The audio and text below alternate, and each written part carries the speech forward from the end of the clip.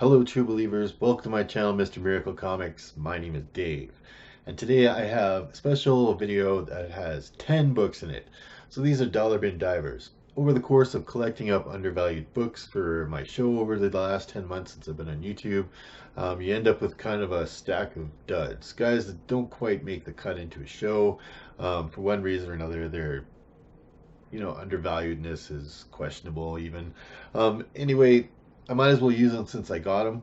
Uh, most of these books are easily going to find in dollar bins all over the place. If you like to collect little minor key appearances, um, you know, this is a good show that you'll be able to find these in dollar bins. Do a little set changing around here. Um, I don't know what I'm going to do with this part yet. Put up some of my own drawings over here. These will probably change as I like to do a lot of drawings. However, let's get on with the comic books. So I'm going to start, and a lot of these books I'm going to say, you might disagree with me. You might think, no, Dave, you're holding gold, right? What are you talking about? So if you disagree with me, that's fine. Tell me in the chat why, or in the comment section why. But here I'm going to start with The Adventures of Superman, number 500. Okay, so this is the first appearance of Steel. Right, we all know about the Steel movie that happened with Shaquille O'Neal. I mean, um, they're having trouble keeping Superman. Unlikely that Steel is going to make an appearance in any movie to be kind of confusing with Superman. And like I said, especially after the original movie was such a big box office bomb.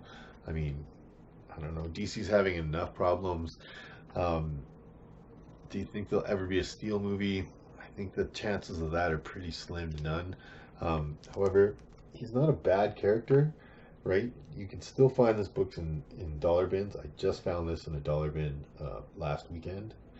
So, first appearance of Steel.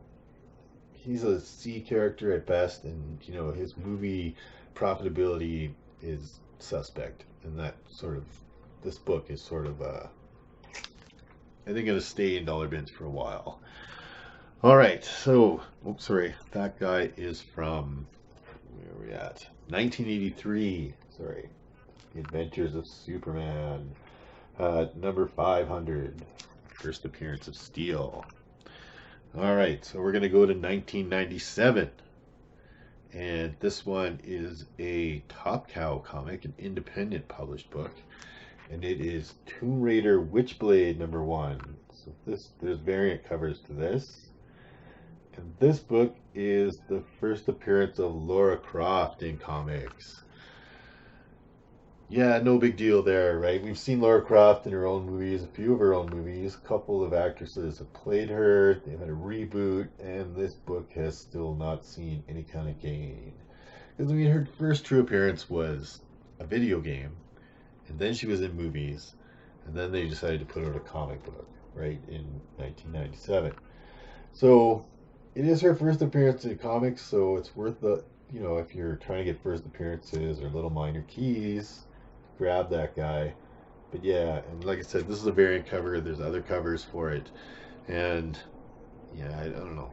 Profitability is pretty suspect. Whether we're even another Lara Croft movie would bump this book in any way. So Tomb Raider Witchblade, it's a one shot from Top Cow from 1997. All right, so this next book I'm going to pick is, grab this out of the dollar bin. This one's kind of a rough copy, but that is The Defenders, number 94. Right, so Hellcat has a change in this, but that's not really why it's a key. It is the first appearance of Marvel's Gargoyle character, who is really essentially a ripoff of the Demon. Jack Kirby's the Demon. Really unlikely he's going to see an MCU appearance. Gargoyle. I mean, really? No. He's too close to the Demon. I don't know. He's such a weird kind of character. Again, this is an easy dollar bin find for a first appearance of a, you know, a C-list, D-list character, the Gargoyle. But yeah, I can't see it. I can't see him really making any kind of splash out there in the media. So yeah, that is from 1981, The Defenders, number 94. First appearance of the Gargoyle. Marvel's the Gargoyle. Not the guy that turns people into stone. Not that guy. Not the Thor villain. This guy, he looks a lot like the demon from Jack Kirby's The Demon, right? So that's why, you know, I think if they put him out there, putting themselves in jeopardy there. I don't know if Marvel would do something like that. Next on our list, I have got Superman, Volume 3, Superman number 7 from 1987. And this has the first appearance of a character called Rampage. And this book was kind of maybe because there's some weird rumor about Rampage maybe being in a movie, but that whole rumor is based on they were trying to cast a big girl to do a part in a movie, a DC movie, and it was James Gunn was involved, so everybody was like, "Oh, it must be Rampage." I mean, that could be a lot of characters, so I don't know why they would pick Rampage, but easy find in dollar bin still. Yeah, Superman Volume 3, number 7. First appearance of Rampage. Who Page? That's right. People don't even know that character. I mean, James Gunn is kind of known for putting unknown characters in there, but there's really such a vague rumor that all of a sudden somebody would say that. It seems really weird. Okay, so 2004, we're going to go with Marvel Knights Wolverine number 20. All right. So again, this book has the first appearance of a character called Gorgon. Now, Gorgon becomes the Wolverine of the Dark Avengers. I don't think they're going to put him into that Wolverine role. They don't even have their own Wolverine yet, or any kind of appearance on Wolverine. They're just talking about it. Nobody's cast, nobody's nothing. So I don't think they're going to put a different guy into the Wolverine role before they've even done anything, right? So, you know, it could be years and years and years and years before you even see Wolverine. Don't say that. He's coming. He is, however, the leader of the Hand. So he may make an appearance in a movie as kind of that role. I don't think they'd put him into a Wolverine, but maybe as, you know, an assassin leader, a leader of the Hand. Yeah, so weird, right? So again, dollar bin book you can find, or maybe even a $5 you find it, and he might make an appearance, but he might not. Most likely he will not, and especially not in the Wolverine role. That would, if he came in that role, this book would shoot up in a crazy way. But if he comes in just as like a dude who's the leader of an assassin ring, it's unlikely. He has the power to turn people to stone and stuff, so you know, maybe, right? Anyway, again, 2004 Marvel Knights number 20 Wolverine, first appearance of Gorgon. Meh. Not that big a deal, right? That's what all these books are about today, right? You can grab them for $1 if you see them, but don't go out of your way to get them. All right, now we have Star Squadron number 24. So this book is from 1983. It is an easy dollar bin diver. It has the first appearance of Brainwave Jr. in it. Brainwave has even been seen in properties that hasn't moved this book in any kind of value. Unlikely that he's going to make any kind of major splash in the DC universe. You can easily find this for $1, or whatever cheap bins, that even the quarter bins if your LCS has those. Yeah, not a particularly specful kind of book to spec on. But yeah, first appearance of Brainwave Jr. It's not that big a deal, right? But you know, like I said, if you see it, Got that crazy spider cover on there with the original Green Lantern and Batman and such. Grab it up. All right, so 1983 All-Star Squadron number 24. All right, so this one's probably I'm going to catch more flack for, but I really don't see the value in this book too much. Um, Probably can't, maybe find it in dollar bins, but you can still find it for super cheap. And that is from 1993, the Silver Surfer Annual number 6, which has the first appearance of Genis-vell. So Genis-vell has a very convoluted origin story where Rick Jones was Captain Marvel, but like both for a while, and then Genis-vell came this being, and somehow he got the power, the negabands. It's crazy. Anyways, it's more likely his sister has something to do with it than him. He's a weird character with a weird background that not a lot of people even know about. Unlikely that he's going to show up. I mean, if they're going to use a character, it's very, very much like Captain Universe. I would think they would probably use Captain Universe over a guy like Genis-vell. I mean, looks wise, they're very, very the same, not powers wise, but yeah, I think it's pretty limited. I mean, I don't think they would land on Genis-vell. I think they would skip by him into it and do his sister's first appearance more than him. We're becoming Captain Marvel at one point. I'm not sure, but I think there's some sort of link to Quasar with him as well. Sorry, let's do it. From 1993, Silver Surfer Annual number 6, first appearance of Genis-vell. Like I said, most people are probably going to be like, no, that's a good spec book to do and stuff. I think it's pretty limited. Don't go crazy for this book, that's for sure. Right.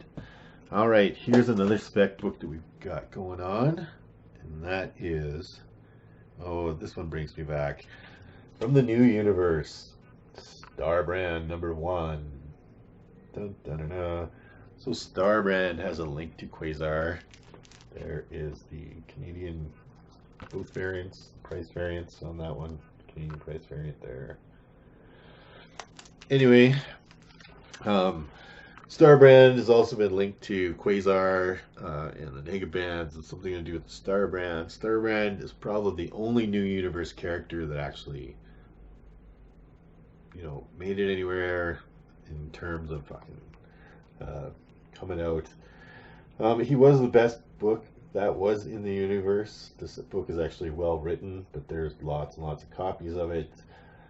I don't think Starbrand's going to see much love. I don't think he's going to get the same treatment as, say, a Power Pack or Cloak and Dagger from the same sort of timeline. But worth picking up for $1. He's the first appearance. He was, like I said, the best book out of all of the New Universe books. He did make it forward into the regular MCU Earth 616. The Starbrand has a certain kind of power that some writers touch on, and doesn't seem to go too far with anything. So kind of limited, and it's becoming more valuable. Really high print run on this bad boy, but where I still think it's a good first appearance buy, right? So Starbrand 1, first appearance of Kenneth Connell. So this book that's next on our list, it is from 1978, so we're going way back into the Bronze Age on this one, and it's John Carter, Warlord of Mars, number 18. That book has Frank Miller's first work at Marvel Comics in it. Right. So not his first comic book work ever, certainly not any first book ever. He went on, of course, to do lots of great stuff for Marvel. I mean, his most famous has got to be The Dark Knight still, which is a DC book. But I mean, he did do great stuff at Marvel. His Daredevil run was pretty epic. The Wolverine limited series and stuff. And that's his first work for Marvel, right there, number 18. Not a huge deal, in my opinion. But something that you can find in dollar bins and pick it up. believe his first work in comics was a Whitman comic. Um, yeah, I couldn't tell you the title. It's got like a scuba diver upside down swimming in there with a kind of a blue green cover on it. If you ever see a Whitman book with that cover that I described, you know that one is worth some money. But this one, meh. Like I said, it's not his very first Marvel or comic work or anything like that. I mean, it is Frank Miller, which is great, but you know, first work at a company is not that big a deal. Again, so from 1978, John Carter, Warlord of Mars, first Marvel Frank Miller work. All right. And last on my list, and again, people might disagree with me, and it comes from the Bronze Age as well. It is from 1973, and it is Detective Comics number 437, which has the first Bronze Age appearance of the Manhunter. I think the Manhunter's pretty limited as a character. He's pretty obscure. I don't know if anybody's making any Manhunter movies or even a CW show. Don't think would work. DC streaming is now kaput, so that's not a possibility for this character. I mean, you can find this book for cheap. Some people ask for it. I mean, it's probably not a dollar bin book. This guy, people do ask about, you know, $10 would be about a reasonable price for this one in really nice condition. Like I said, not the biggest, greatest appearance out there. Certainly something that you can find for cheap. And if you do find it for cheap, you know, it's a first appearance. You can pick it up if you like to collect first appearances. So for 1973, Detective Comics number 437. Awesome. All right, so that's been our 10 books. A lot of these books, I'm sure you're going to disagree. Like, you're crazy thinking that's nothing to it, and you might have a different opinion. You might want that book real bad. More power to you, right? The one thing about collecting comics that is everybody's collection is personal to them, right? Everybody collects different things for different reasons, and they organize their comics differently. It's a personal hobby that's easily shared with other people who have that same hobby. So it's one of the great things about comic book collecting. Anyways, disagree or don't disagree, you know, please leave a comment in the chats if you do. And this has been 10 dollar bin diving books with key appearances, minor key appearances. Yeah, so just reminding you, day without comic books is like night. This has been Mr. Miracle Comics. My name is Dave. I'll see you next video.